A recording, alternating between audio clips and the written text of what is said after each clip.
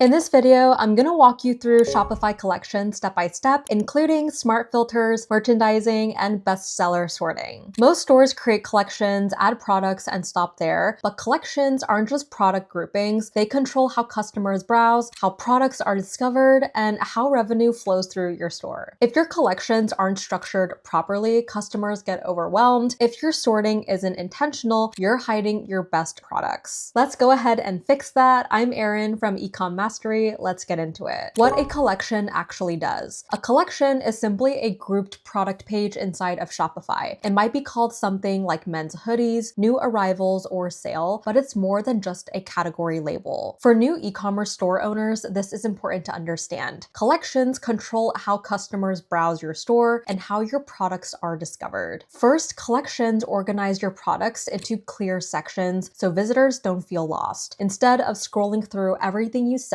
they can click into a specific category that matches what they're looking for. That reduces overwhelm and keeps people moving through your store. Second, every collection creates its own page that can rank in search engines. If someone searches for men's oversized hoodies, your hoodie collection page can potentially appear, not just individual products. That means collections aren't just for navigation, they're also part of your traffic strategy. Third, and most importantly, collections determine which products get seen first. The top row of products on a collection page get the majority of attention and clicks. Most shoppers won't scroll through 50 items, they interact with what's immediately visible. So when you organize or sort a collection, you're deciding which products get exposure. You're not just grouping products, you're controlling visibility, discoverability, and what people click. Step 1, creating a collection. If you haven't built your Shopify store yet, make sure to use our link below and get a free trial. So from your Shopify dashboard, we want to go into products, then go to collections, and then we are going to select add collection. So you'll see two collection types. We have manual and smart. Manual means you add products one by one. You physically select which items belong in that collection. And this works fine if you only have a few products or if you want very tight control over exactly what happens. Then we have smart collections, which are rule-based. So instead of manually adding products, you create conditions. For example, you could create a collection called hoodies and set the condition to product type. So here we could see type, then we can say is equal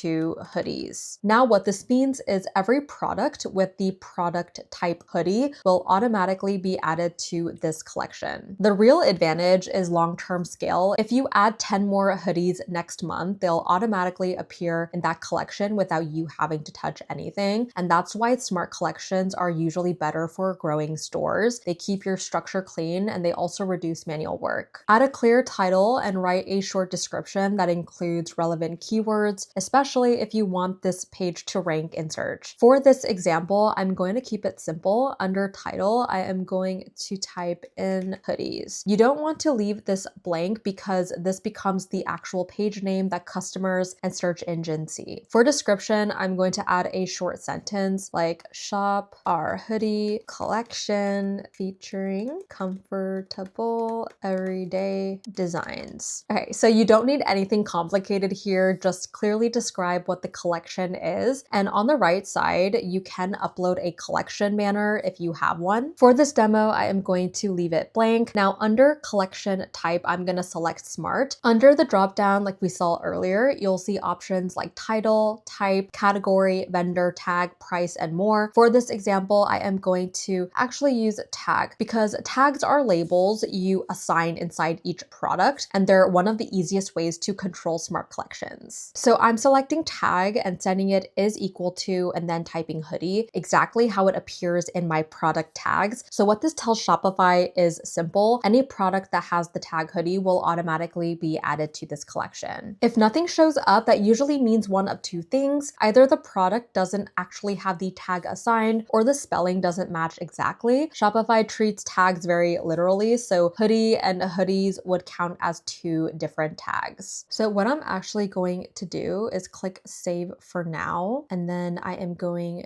to see that hoodie pops up now under products because we set the condition tag is equal to hoodie. So the key idea here is consistency. If this doesn't pop up, another thing thing you can do is go back to your products. You can select the product, and then here under tags, you can essentially type in hoodie, and then now this keyword will pop up when we are doing our collections. So go back, we'll do hoodies, and then we can see it is saved here. So yeah, once you put hoodie in that tag, it will appear automatically in this collection, and that's how you build collections that scale with your store instead of needing constant updates. Smart filters. Now that the collection exists, the next step is making it easy to shop. When someone lands on a collection page, they don't want to scroll forever trying to find one product. They want to narrow things down quickly. Filters make that possible. Things like size, color, price, or availability help customers go from browsing to finding exactly what they want faster. And the faster someone finds what they want, the more likely they are to buy instead of leaving your store. Inside Shopify, filters are managed through the search and discovery setup. This is where you decide which filtering options your customers actually see. The key here is to keep it simple. A lot of new store owners add too many filters, thinking more options are better, but too many choices actually slow people down. Start with the filters that help someone make a real decision, usually size, color, and price, and expand later if you need to. As your catalog grows, filters become more important. A small store might not need them right away, but once you have multiple products inside of a collection, filters help reduce overwhelm and make the shopping experience feel smoother. The goal is always the same: help customers find what they want faster so they reach checkout with fewer steps. Merchandising. Now let's talk about merchandising, because this is where collections start directly impacting revenue. The order your products appear in matters a lot more than most new store owners realize. Customers naturally click what they see first. That means the products at the top of your collection pages get the most attention, the most clicks, and usually the most sales. Inside your collection settings, Shopify gives you different ways to control sorting. You can sort by newest products, price, best-selling, or manually arrange them yourself. Each option changes what customers experience first when they land on that page. If you're still new in testing products, manual sorting gives you the most control because you can intentionally place your strongest products at the top. Once you have real sales data, best-selling sorting usually becomes the smarter option. If you're brand new with no sales yet, best-selling won't have much to work with, so start manual. Shopify will automatically push products that already convert well higher up the page, so new visitors see proven products first. That simple change alone can improve clicks without you doing anything extra. Best seller sorting strategy. So here's a simple strategy that works for most stores. If you're new and don't have much data yet, use manual sorting and place your best looking or highest margin products at the top. You want your strongest items getting maximum visibility while you're figuring out what customers actually respond to. After you start getting consistent sales, switch to best selling sorting. At that point, Shopify's data becomes useful because it reflects real customer behavior. Instead of guessing what should be first, you let sales performance guide the order. You can also adjust sorting based on goals. If you're running a promotion or trying to move certain inventory, temporarily change the order so those products appear higher. The important thing is that product order should never be random. Visibility drives clicks, and clicks drive sales. Advanced collection structure. As your store grows, you don't want one giant collection holding everything. Instead, you want smaller, focused collections that make navigation clearer. For example, you might have one general hoodie collection, then separate collections for oversized hoodies or discount hoodies. This gives customers clearer paths to what they actually want. The reason this works so well is because each collection becomes its own landing page. Someone searching for a specific style can land directly on a focused page instead of digging through unrelated products. That improves both user experience and your chances of showing up in search results. When your product tags stay consistent, building new collections becomes easy. You're not recreating anything from scratch, you're just adding new collections and letting Shopify automatically populate the page for you. Common collection mistakes. Let's quickly cover a few common mistakes so you avoid them early. The first is creating too many collections that overlap or feel almost identical. If customers can't tell the difference between categories, navigation becomes confusing instead of helpful. Keep collections clear and intentional. The second mistake is ignoring product order. If your strongest products are buried halfway down the page, most people won't scroll far enough to see them. Always assume customers interact with what appears first. And the third mistake is overthinking collection collection descriptions, you don't need long paragraphs. One clear sentence explaining what the collection contains is enough. Keep it simple and easy to understand. Collections aren't just product categories, they control how customers browse your store, how products are discovered, and which items get the most visibility. Filters help customers narrow options, merchandising controls what gets seen first, and sorting helps highlight the products that actually drive revenue.